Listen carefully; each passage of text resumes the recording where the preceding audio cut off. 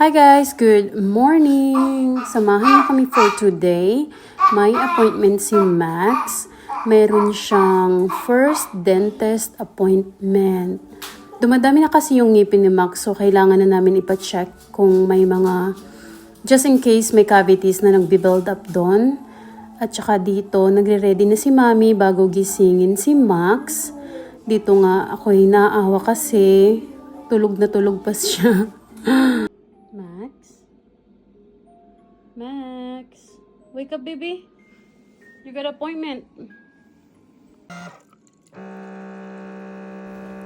Dito, kung naririnig niyo sa background, nagre-reklamo na si Max.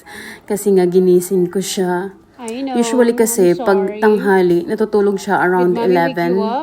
Tapos, natutulog siya hanggang 3 or 4 o'clock ng hapon. Hinahayaan ko siya matulog ng ganun katagal.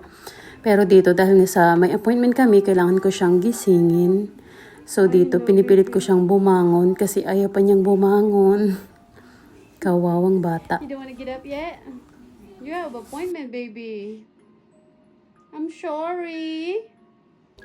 So dito naman, nire-ready ko siya. Nilalagayan ko siya ng kanyang shoes. Katatapos niya lang magdede, pinadidi ko muna siya para bago kami umalis, he is good for a while. So ito nga, ang hirap maging katulong, no? Tayong mga nanay gagawin ng lahat para lang alagaan ang ating mga junakis. Pero it's so worth it naman. Such a happy baby naman si Max. So, it's all worth it.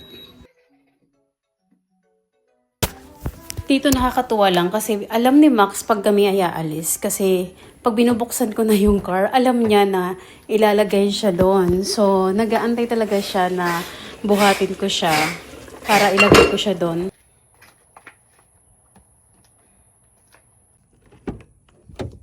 So, it's just us for today. Ito at dumating na kami sa clinic kung saan nilinisan yung ngipin niya. At dito naman, nasa loob na kami. Medyo naglo-look around siya kung nasaan kami ngayon. And tsaka, dito naman buti at nakisama sa akin si Max kasi kailangan ko i-filled up yung patient information ni Max. So, dyan medyo nag-chill pa siya ng kaunti. But later on, he got bored kaya medyo nag-start na siya mag-touch ng papers dyan. So, inaagaw niya rin yung pen ko. So, ayun, I had to make it quick. Nakainis lang kasi ang dami kong kailangan i-fill up. I think mga 4 pages yata yan nung pinil up ko yan. So, dito na nga, gusto niya nang bumaba. So, nilibang-libang ko muna siya after nito. Kasi gusto niyang lumabas. Ayan, binuhat ko siya dyan. Pinakita ko siya sa labas. So, dito naman naboboard na si Max. At saka nakita niya yung phone ko. Gusto niyang laruin. And then, ito nga tayo. Nag-start na siya. Ayaw niyang tumayo. Kasi gusto niya hayaan ko lang siya magtakbo-takbo. Kaya lang may mga tao kasi. At dito, kinuha niya yung phone ko. Tapos, tumakbo siya. Loko tong bata. O, pinapahabol niya ako. And here we are. Kailangan kong umupo sa seat kasi ayaw niyang umupo mag-isa. So sabi ng nurse, mas maganda yata na umupo din ako doon para umupo din siya. Dito nilagyan na ng something yung ngipin niya at saka ayaw niya yung lasa. So medyo nag-throw up siya ng konti. So ayun lang, nilaro-laro namin ng konti para lang malinisan siya ng konti. Ito naman, nasa labas na kami. Gusto niyang laruin yung car na binigay sa kanya ng nurse kasi may prizes sila para sa mga bata. After the appointment, binibigyan nila ng different kind of toys at saka yung car yung pinili ni Max. So ito na nga ay pupunta kami sa car and then pupunta kami sa Target kasi kailangan kong bilhan siya ng toothbrush at saka yung toothpaste niya.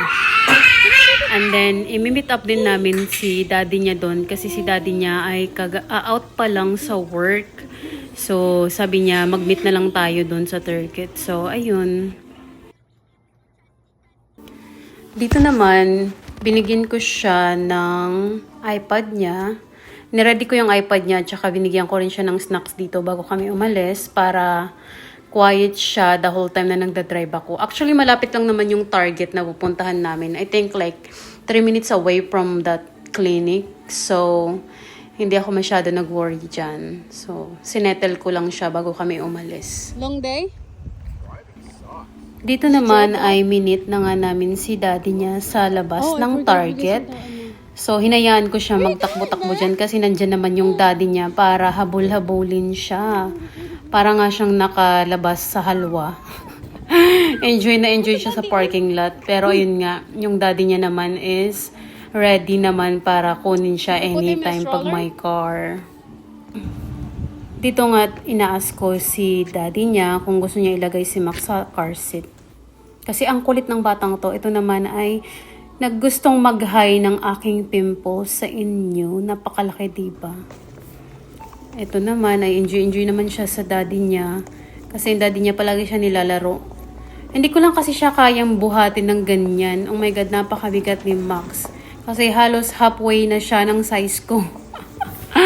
Ang bigat niya at saka napakakulit niya. Hindi kaya ng energy ko kasi all day ko siyang inaalagaan. So, dito naman after ng Target, kami ay pupunta sa Old Navy kasi katabi lang siya ng Target. At nagtitingin-tingin ako ng mga shorts kasi sobrang init na ngayon dito sa Louisiana. At saka si husband din, kailangan niya rin ng shorts for work kasi nga it's super hot. So, ayan, nagtingin-tingin muna kami bago kami umuwi.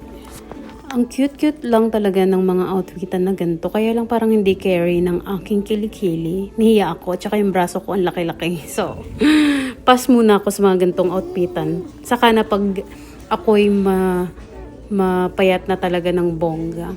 Ito naman si husband. Nakahanap na siya ng shorts na kailangan niya for work.